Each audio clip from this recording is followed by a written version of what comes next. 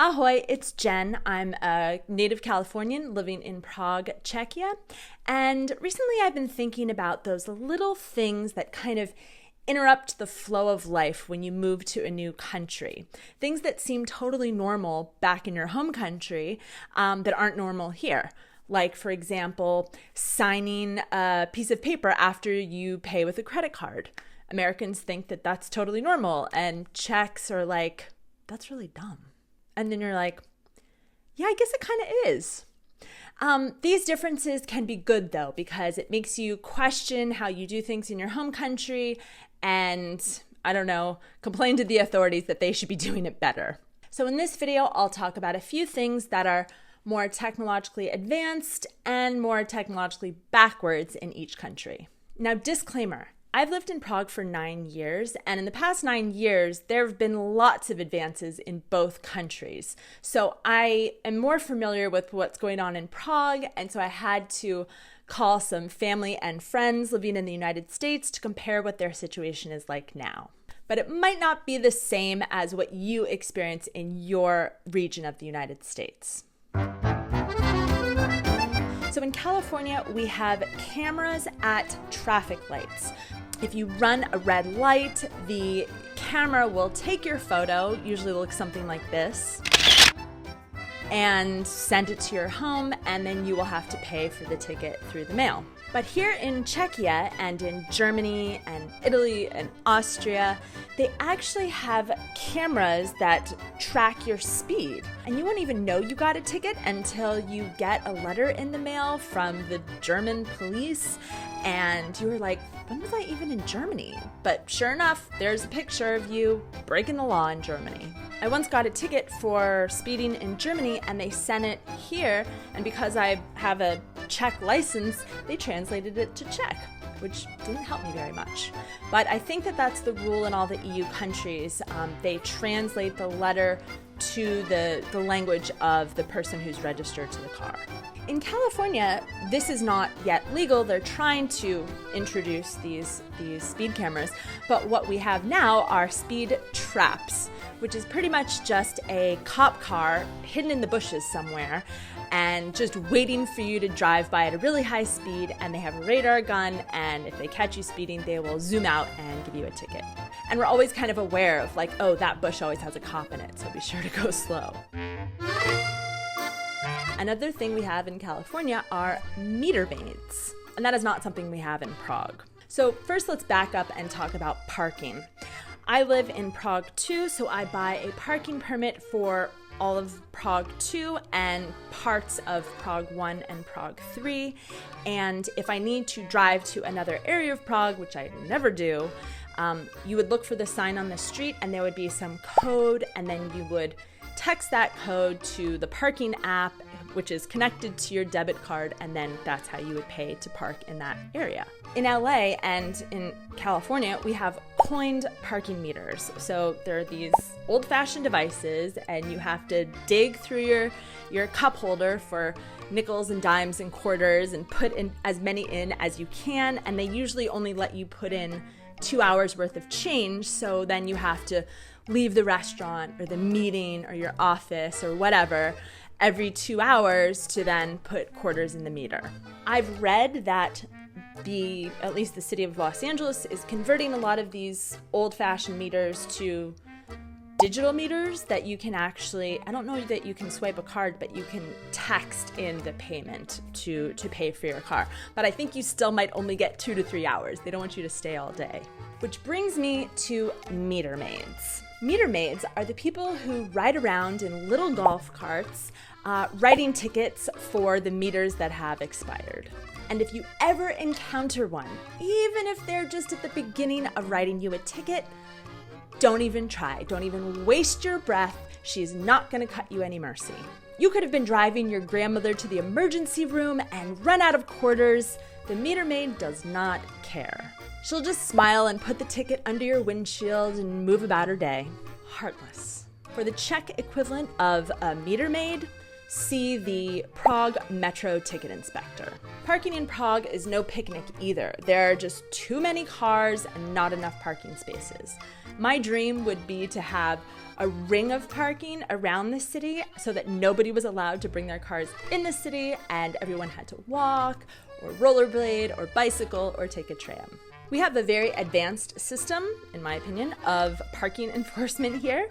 They have these cars with lots of cameras in different angles on the top, and they drive around the streets and they just capture images of all of the license plates that are parked on the street. And if your license plate is not registered to park in that area, you can expect a ticket in the mail. Before we get to the crazy ways that Americans pay for things, I need to thank this week's sponsor, NordVPN. One of the greatest technological advancements that's happened since I moved to Prague is the ability to stream movies and TV shows, and the VPN that allows me to watch those movies, TV shows, and sporting events from any country I am, anywhere in the world. And especially now that we are heading back out into the world and traveling, we use NordVPN to secure all our devices, especially when we go online in coffee shops and train stations and airports.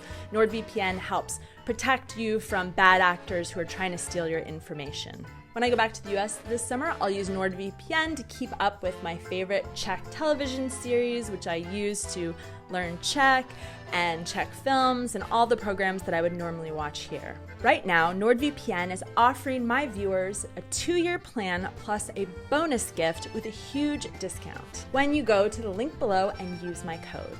Doing so helps me support this channel so I can keep bringing you more videos. So thank you.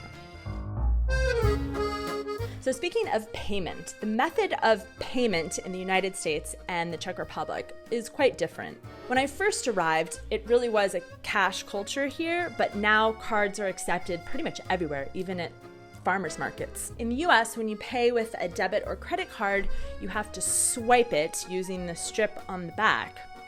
And then the cashier hands you a little slip of paper and you have to sign it.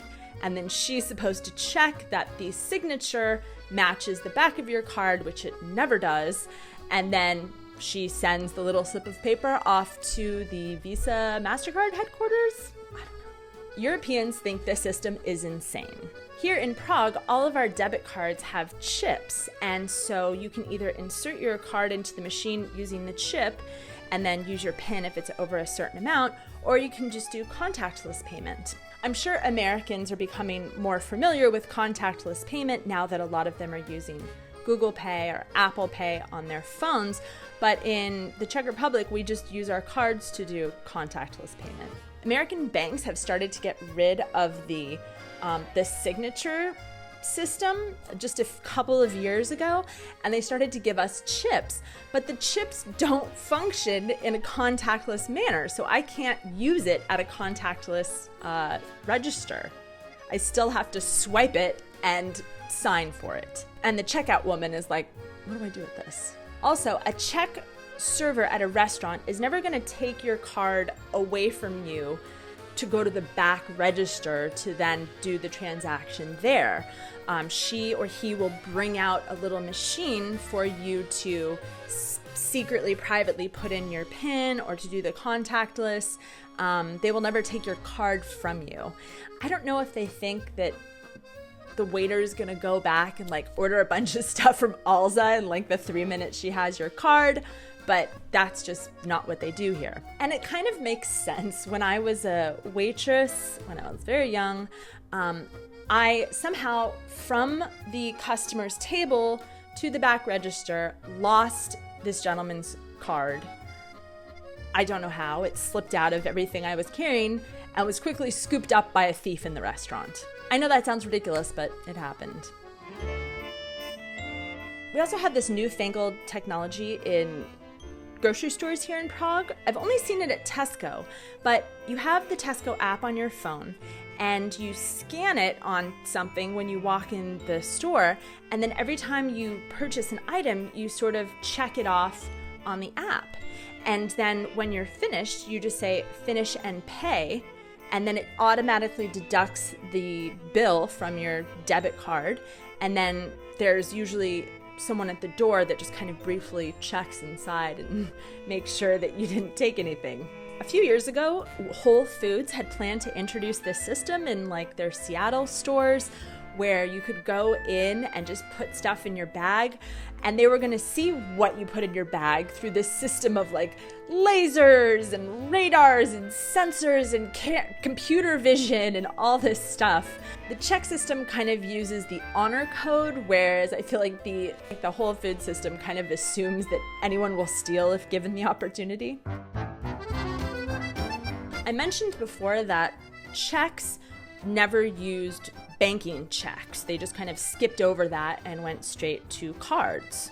And I didn't realize how pervasive banking checks were in the American system, even still today. So I still get one check in the mail every month for this work that I did years ago, and they will send it to me on a paper check, and I can't deposit that in my Czech account, my Czech Republic account. So what I have to do is I have to sign the back of it, write my account number, take a picture of it, and then send that image through my American banking app to deposit it. And sometimes these checks are like a few dollars, and I still have to go through this whole system because they won't just deposit the money into my American banking account. But this is where it gets crazy. I have a friend here in Prague who owns a house in the United States, and he has to pay his mortgage every month to this small local bank there. The bank will not accept a transfer, not even a transfer from another American bank. So what he has to do to pay this is he has to get his larger American dollar bank to issue one check every month and send it directly to this smaller bank to pay his mortgage by paper check. It's like it's 1947. I know that Americans have gotten used to easy payment apps like Venmo, where you can transfer money to your friends, but that's because American banks will charge you a huge fee to transfer money from one bank to another, and they make it really difficult. Well, this is where the Czech Republic really wins. So if I need to pay my friend for half of the dinner we just had, I simply open up my banking app. It scans my face and to verify it's me, and I scroll through my contacts and click on her name, and her information is already there. I type the amount and send it off to her bank. It could be any Czech bank. If it's a payment to someone I've never paid before, I simply have to enter in their account information. No fees. And I don't have to give my banking information to some third-party app just to like move money freely.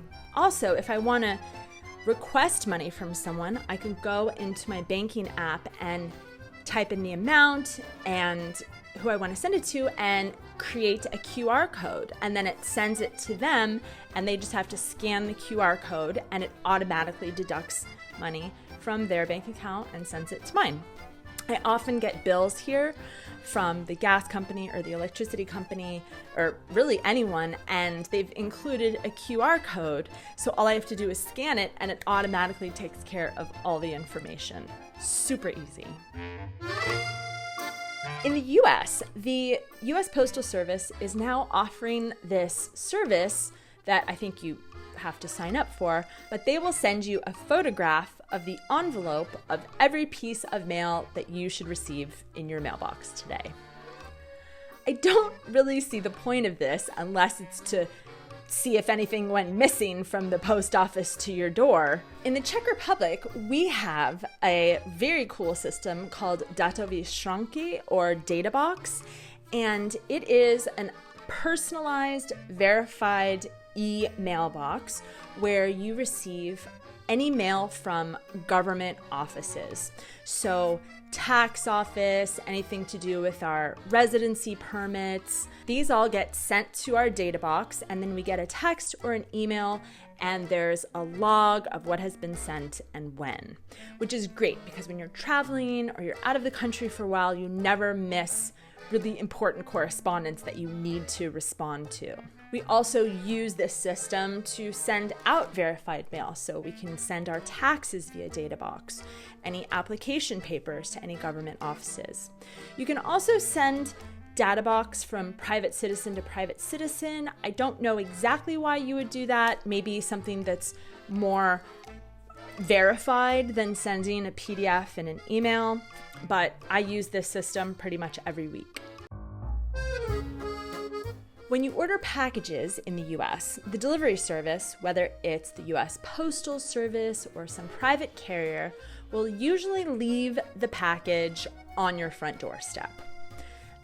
Sometimes you can ask for signature verified, but then you have to be there to actually sign for it. Otherwise, they're just going to leave it on your doorstep. If you live in an apartment building and it comes to the US Postal Service, they usually have a key and then they'll just leave it in the main corridor. But this has created a problem of porch pirates. So a porch, if you're Czech, is like the front area usually covered in front of your front door. And pirates, it's people taking things that don't belong to them.